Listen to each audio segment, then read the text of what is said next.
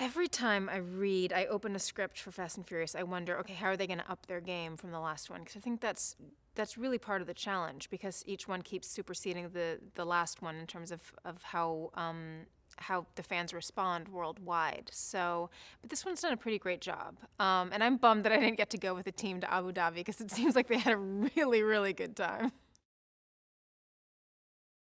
I think something that Vin has done really, really well and worked really hard at is retaining the integrity of the story and retaining the fact that it is at its core about family, and it's about a bunch of misfits who have come together and are overcoming the odds. And I think that's part of what appeals to the audience, because everyone can relate to a different character or relate to the dynamic between all the different characters and their various different backgrounds. So I think that's part of the appeal.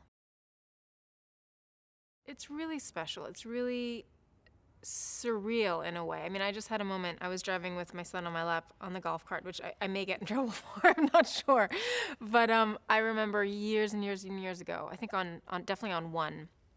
Paul came on set with his daughter on his shoulders, so it was like sort of going full circle that way. It's we all definitely share a very special bond, and it's been that's one of the perks of being part of this franchise.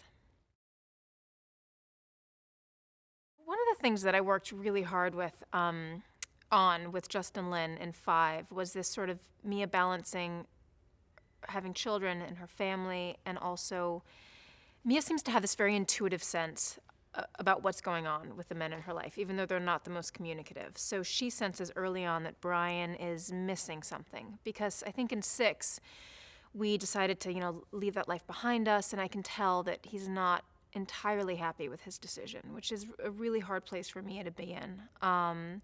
So it's fun to play that conflict, and I really respect her for being as stoic as she is, because I would go straight to my husband and be like, so what's going on?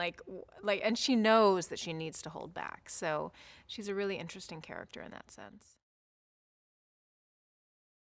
I think what's so fun to go back there as an actor, because the neighborhood has changed so much, and yet you go into that house and I see, okay, that's where I shot that scene with Paul, and Rob had that beautiful shot of us outside, shooting into the two windows, and it was just so cinematic. And then I remember Letty playing on like the video game in one. So it's like it's like a walk down memory lane when we shoot at the Toretto house.